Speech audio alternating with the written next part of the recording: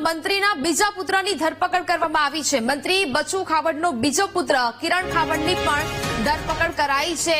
એપીઓ દિલીપ ચૌહાણ અને ટીડીઓ રસિક રાઠવાની પણ પોલીસે ધરપકડ કરી લીધી છે। 71 કરોડથી વધુનું આ મનરેગા કૌભાંડ સામે આવતા પોલીસે હવે ફરિયાદ લઈને તપાસ હાથ ધરી હતી, જેમાં જુદી જુદી એજન્સીઓ વિરુદ્ધ પણ ફરિયાદ છે તે નોંધવામાં આવી છે અને હવે આ મામલે વધુ ખુલાસાઓ છે તે થઈ શકે છે।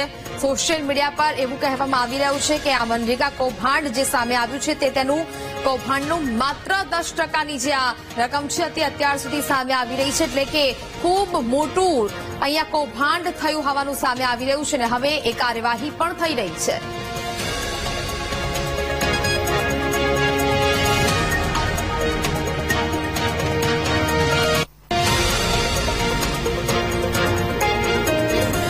દાહોદમાં મનરેગા કૌભાંડમાં મંત્રી પુત્રોની ધરપકડનો સમગ્ર કેસ। મંત્રી બચુ ખાબડના બંને દીકરાઓની ધરપકડ અંગે હવે અમિત ચાવડા બોલ્યા છે।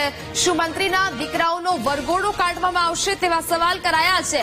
શું મંત્રીના દીકરાઓ પાસે રિકન્સ્ટ્રક્શન કરાવવામાં આવશે? અમિત ચાવડાએ પ્રતિક્રિયા આપી છે। જ્યાં પથ્થર નથી મુકાયો ત્યાં કરોડો રૂપિયા ચૂકવાયા છે। મંત્રી બચુ ખાબડે તાત્કાલિક રાજીનામું આપવું જોઈએ તેવી માંગ થઈ છે।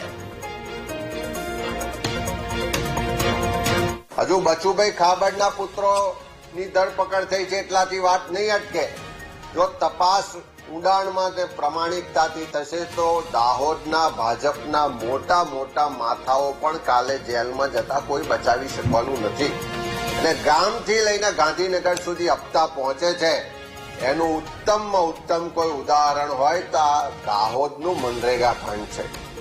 અહીંયા મંત્રીશ્રીઓ ભાષણો કરે કે ગમે તેવા ચમરબંધીને નહીં છોડીએ ને વરઘોડા કાઢીશું, તો શું આ મંત્રી પુત્રોના વરઘોડા કાઢશો? આ અધિકારીઓના વરઘોડા કાઢશો? રિકન્સ્ટ્રક્શન માટે તમે એમને ગામે ગામ લઈ જશો? જે જગ્યાઓ પર એક પથ્થર પણ નથી મુકાયો, એક તગારું પણ માટી નથી નખાઈ, એવી જગ્યાએ લાખો કરોડો રૂપિયાના ચૂકવણા થયા છે। એ બધા જ સ્થળે આ મંત્રી પુત્રો અને અધિકારીઓને લઈ જાઓ અને વરઘોડા કાઢો।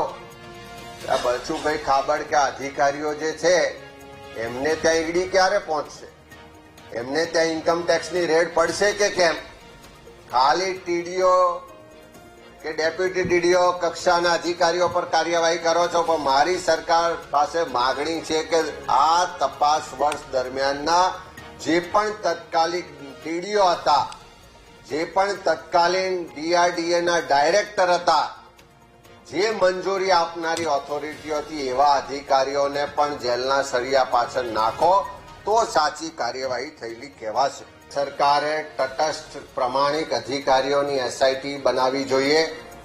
આખા દાહોદ જિલ્લાના તમામ તાલુકા અને તમામ ગામના મનરેગા અને નલ સે જલ યોજનાના કામોની તપાસ થવી જોઈએ। 1 વર્ષ 2 વર્ષ નહીં, છેલ્લા 10 વર્ષના કામોની તપાસ થવી જોઈએ। જે મંત્રીમંડળના સભ્ય તરીકે બચુભાઈ ખાબડ છે અને એમના પુત્રોની જયારે ધરપકડ થઈ હોય તેમને તાત્કાલિક રીતે મંત્રીમંડળમાંથી દૂર કરવા જોઈએ એવી અમારી સ્પષ્ટ માગણી છે।